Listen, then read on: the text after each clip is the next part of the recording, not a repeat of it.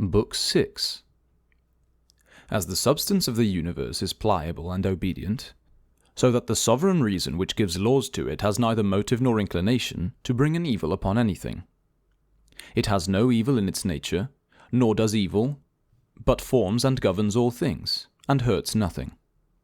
Do but your duty, and do not trouble yourself, whether it is in the cold, or by a good fire, whether you are overwatched, or satisfied with sleep, whether you have a good word or a bad one, whether you are dying or doing anything else, for this last must be done at one time or other. It is part of the business of life to leave it, and here too it suffices to manage the present well. Look thoroughly into matters, and let not the peculiar quality or intrinsic value of anything escape you. The present appearance of things will quickly undergo a change, and be either exhaled into common matter, or dispersed. That intelligent being that governs the universe has perfect views of his own nature and acts, and of the matter on which he acts. The best way of revenge is not to imitate the injury.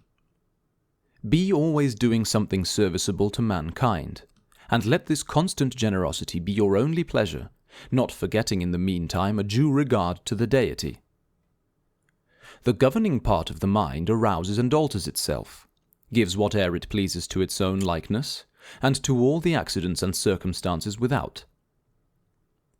The particular effects in the world are all wrought by one intelligent nature. This universal cause has no foreign assistant, no interloping principle, either without or within it. The world is either a medley of atoms that now intermingle and now are scattered apart, or else it is a unity under the laws of order and providence. If the first, what should I stay for, when nature is in such a chaos, and things are so blindly jumbled together? Why do I care for anything else than to return to the element of earth as soon as may be? Why should I give myself any trouble? Let me do what I will, my elements will be scattered. But if there is a providence, then I adore the great governor of the world, and am easy and of good cheer in the prospect of protection. When you happen to be ruffled a little by any untoward accident, retire immediately into your reason, and do not move out of tune any further than needs must, for the sooner you return to harmony, the more you will get it in your own power. Put the case you had a stepmother and a mother at the same time. Though you would pay a regard to the first, your converse, I conceive, would be mostly with the latter. Let the court and philosophy represent these two relations to you. Apply frequently to this last, and seek your refreshment with her. For it is a life of virtue and philosophy which makes life at court tolerable to you, and you yourself tolerable.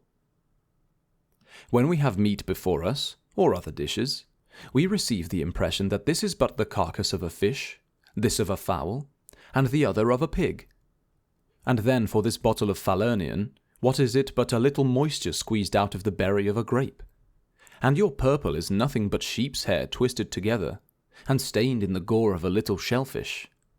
And if we were to proceed to some other satisfactions of sense, we should find them but coarse in their causes and constitution, and as these notions strike through the surface, press into the heart of things, and shew them in their natural colours, so we should carry them on, and apply them to all the pageantries of life.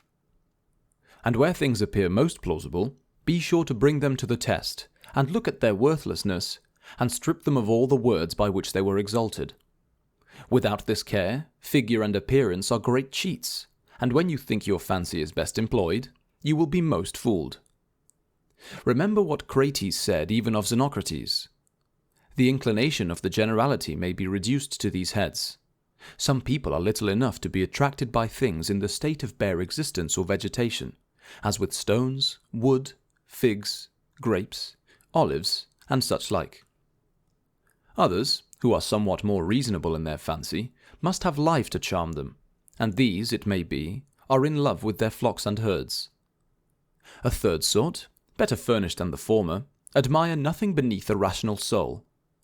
And this is not as a whole, but as it were they pride themselves in slaves, possessed of some skill, parts, or industry.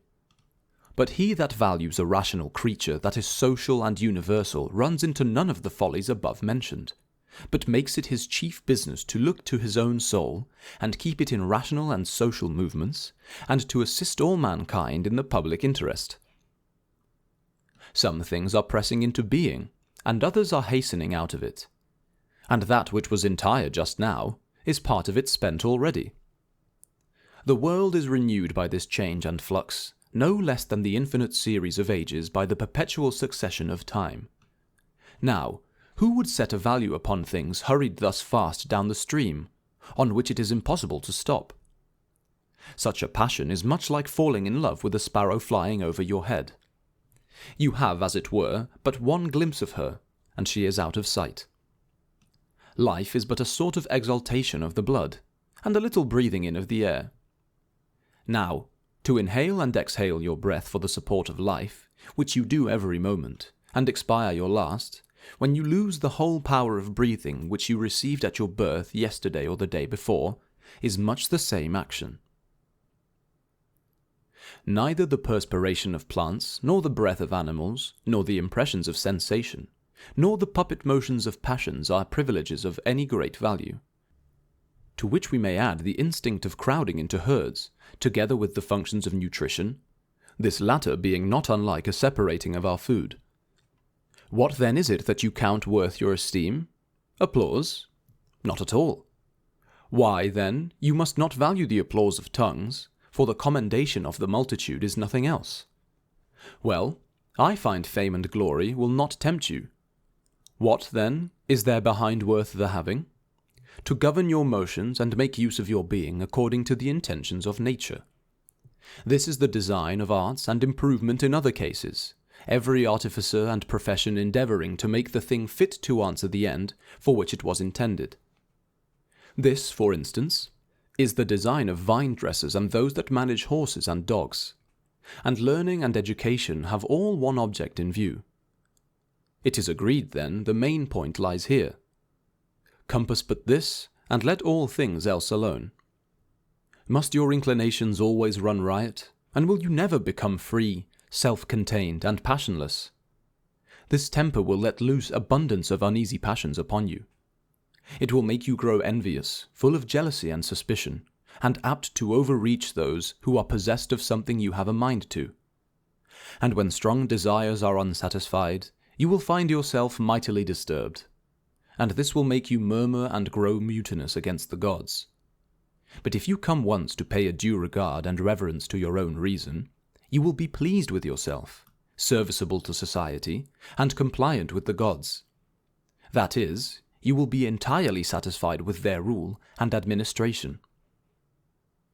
The elements either press upwards or fall downwards, or else run round in a circle.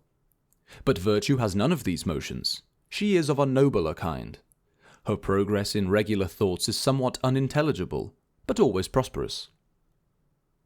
What a strange humour there is amongst some people! They do not care to afford a good word to their contemporaries, and yet are very desirous of being praised by posterity, that is, by those they never saw, nor ever will have the least acquaintance with. Now this is almost as absurd as it would be to be disturbed because you were not commended by the generations that lived before you. Because you find a thing very difficult, do not at once conclude that no man can master it. But whatever you observe proper and practicable by another, believe likewise within your own power. If an antagonist in the circus tears our flesh with his nails, or tilts against us with his head, and wounds us, we do not cry out foul play, nor are we offended at the rough usage, nor suspect him afterwards as a dangerous person in conversation. It is true, when we are at the exercise we guard and parry, but all this is done without raising ill blood, or looking upon the man as an enemy. Let us act in this way in the other instances of life. When we receive a blow, let us disregard it, thinking we are but at a trial of skill, for, as I said before, it is in our power to retire without feeling malice and ill will. If anyone can convince me of an error, I shall be very glad to change my opinion, for truth is my business, and nobody has ever yet hurt by it. No, he that continues in ignorance and mistake, it is he that receives the mischief. I do my duty, that is enough. As for other things, I shall never be disturbed about them, for they are either without life or without reason, or they have lost their way and cannot find it. As for brute animals, and things undignified with reason, use them generously and nobly, as beings that have reason should treat those that have none. But treat men, since they have reason, as members of the same society. And in all your affairs invoke the gods for their assistance. As for the time you continue this, never trouble yourself whether it is long or short. For 3 hours of life thus well spent are sufficient. Alexander the Great and his groom, when dead, were both upon the same level, and ran the same chance of being scattered into atoms or absorbed in the soul of the universe. What abundance of motions there are in the body, what abundance of thoughts in the mind at the same time! He that considers this will not wonder so much what infinitely more productions, nay rather, all that are, should exist together in that great whole we call the universe. Suppose you were asked to spell Antoninus's name. Would you sound every letter with emphasis in the company's ear? Or would you return their passion if they were angry? I conceive you would rather go mildly to work and give them the letters and syllables as they stand, without noise. Apply this to greater instances, and remember that all duties in morality have a determinate number of parts to render them complete.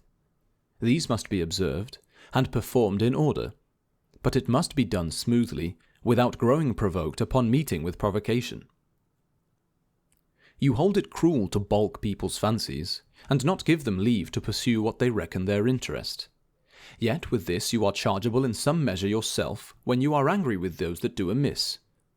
For they are carried towards what they esteem their own interest and convenience. But that you will say is their mistake. Then it is your part to lead them out of it, and to show them their error without resentment. What is death? It is a resting from the vibrations of sensation and the swayings of desire, a stop upon the rambling of thought, and a release from the drudgery about your body. It would be a shame if your mind should falter and give in before your body. Have a care you have not too much of a Caesar in you, and that you are not dyed with that dye. This is easily learned, therefore guard against the infection. Be candid, virtuous, sincere, and modestly grave. Let justice and piety have their share in your character. Let your temper be remarkable for mildness and affection, and be always enterprising and vigorous in your business. And in short, strive to be just such a man as virtue and philosophy meant you to be. Worship the gods and protect mankind.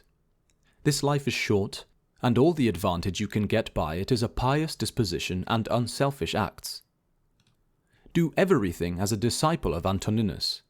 Imitate him in the vigour and constancy of his good conduct, in the equality, sweetness, and piety of his temper, the serenity of his aspect, his contempt of fame, and the generous ambition he had to be perfectly master of his business. Further, it was his way to dismiss nothing till he had looked through it, and viewed it on all sides. To bear unreasonable remonstrances without making a return, never to be in a hurry, to be backward in giving encouragement to informers. He was a great judge of men and manners, but of no reprimanding humour, not at all apt to be frighted, not too suspicious, nor like a sophist. Satisfied with a little, as one might easily perceive by his palace, his furniture, his habit, his eating, and his attendance. His disposition was patient, and fatiguing his delight. He was temperate in his diet. He was firm in his friendship, and steady and agreeable in the manner of showing it. He gave his courtiers all the freedom imaginable to contradict him, and was pleased with the proposal of a better expedient than his own. To conclude, he was a religious prince, but without superstition. Pray imitate these good qualities of his, that you may have the satisfaction of them at your last hour as he had. Rouse and recollect yourself, and you will perceive your trouble lay only in a scene of imagination. And when you are well awake, look upon these realities as you did upon those visions. My person consists of soul and a little body. To this latter all things are morally indifferent, the body being in no condition to make a distinction of this kind. And as to my mind, there is nothing can affect her, her own actions excepted. Now, these are all within her power, and of all her actions she is only concerned with the present. For what is past or to come signifies as much as nothing, and is at present indifferent. As long as the hands and feet do the work they were made for, they move naturally and with ease. Thus, while a man performs the functions of a man, and keeps true to his condition, he feels no more weight than what nature lays upon him. Now that which is not beside the intentions of nature can never be a real misfortune. What abundance of sensual satisfaction have thieves, parricides, and usurpers been possessed of? Do not you observe among your artificers, though they bear the contradiction and impertinence of the unskilful, yet they will not comply so far as to be talked out of their knowledge, or work against the rules of their trade? And is it not a scandalous business that an architect or a physician should have more regard for his profession than a man has for his? For his, I say, in which he has the honour of the gods for his partners. The vast continents of Europe and Asia are but corners of the creation. The ocean is but a drop, and Mount Athos but a grain in respect of the universe, and the present time but a point to the extent of eternity. These things have all of them petty, changeable, and transitory beings. Remember likewise that all things proceed from the soul of the universe, either by direct or indirect causality. Thus the growling deformity of a lion, the poison of serpents, and whatever seems offensive in nature, as thorns or dirt, are the outcome of something noble and beautiful. Do not therefore suppose them insignificant and unworthy the being you worship, but consider the fountain whence all things spring.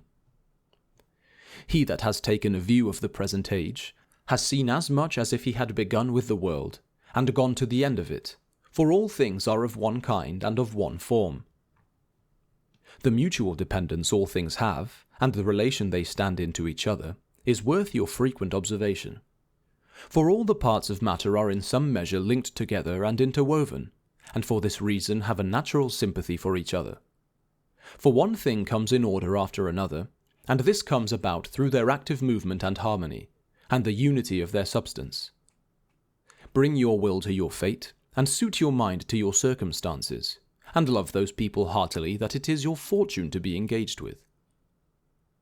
Those tools, vessels, and utensils are said to be right which serve for the uses they were made, though in this case the artificer that made them is commonly absent. But in the works of nature, the forming power is always present with the effect, and abides there, wherefore this deserves a particular regard. From hence you are to conclude that as long as you behave yourself as this sovereign power directs you, you will live in accordance with intelligence. In this way too all things in the universe are directed by intelligence. If you suppose anything which lies out of your command to be good or evil, your missing the one or falling into the other will unavoidably make you a malcontent against the gods, and cause you to hate those people whom you either know or suspect to be instrumental in your misfortune. To be plain, our being concerned for these objects often makes us very unreasonable and unjust. But if we confine the notion of good and evil to things in our power, then all the motives to complaint will drop off. Then we shall neither remonstrate against heaven, nor quarrel with any mortal living. All people work in some measure towards the ends of providence, some with knowledge and design, though others are not sensible of it. And thus, as I remember, Heraclitus observes that those who are asleep may be said to help the world forward. In short, the grand design is carried on by different hands and different means. For even he that complaining makes head against his fate, and strives to pull the administration in pieces, even such a testy mortal as this contributes his share abundantly, for the universe has need even of such an one. Consider then how you are arranging yourself, and what workers you are joining. For he that governs the world will certainly make you good for something, and prove serviceable to his scheme, one way or another. Have a care you do not make such a ridiculous figure in nature as that mean and ridiculous verse did in the play Chrysippus mentions. The sun never covets the properties of a shower, nor does Aesculapius interfere with the fruit-bearing god. Are not the stars different from each other, and yet their influences work towards the same end? If the gods have decreed anything concerning me or my business, they have decreed my advantage. For it is absurd to suppose that they are mistaken in their measures, or not benevolent in their design. For to what purpose should they intend me any harm? What would themselves, or the universe, the special object of their providence, gain by it? But granting they have made no particular provision for me, yet since their government of the world is not disputed, the consequence will be much the same. And why then should I not be contented with whatever happens as a consequence of the universal whole? To put the case further, suppose the gods take care of nothing, which, by the way, we must reckon a scandalous opinion, then it will be high time to leave off the common solemnities of sacrificing, prayers, and religious swearing, and all those observances which we keep as though the gods were present and dwelling with us. If the gods, therefore, will take care of none of us, it is certainly lawful for me to take care of myself. Now, it is my right to consider my own convenience, and what is that? Why, that is convenient for everyone, which suits his nature and his constitution. Now, reason and social principles are suited to my nature. Take me, then, under the particular distinction of Antoninus, and Rome is my town and country. But consider me as a man in general, and I belong to the corporation of the world. That, therefore, and only that which is serviceable to both these societies, is an advantage to me. Whatever happens to particulars is serviceable to the universe, that thought might satisfy. But we can carry the reasons for acquiescence farther, for upon observation you will perceive that what is profitable to one man is in some measure for the interest of the rest. And here I take the word profit in the common meaning of things neither good nor bad. You may remember that a play, or such like diversion, the same thing coming over and over again tires the sense, and extinguishes the pleasure. Remove this contemplation into life, for here all things come round, and bring the same causes and appearances along with them. How long, then, will this last? Consider with yourself that people of all conditions, professions, and countries are dead. If you cast your eyes back as far as Philistion, Phoebus, or Oreganion. Now turn towards the other classes of men, and we must take our turn, too, with the rest, and remove to the same place whither so many famous orators and great philosophers, such as Heraclitus, Pythagoras, and Socrates have shown us the way.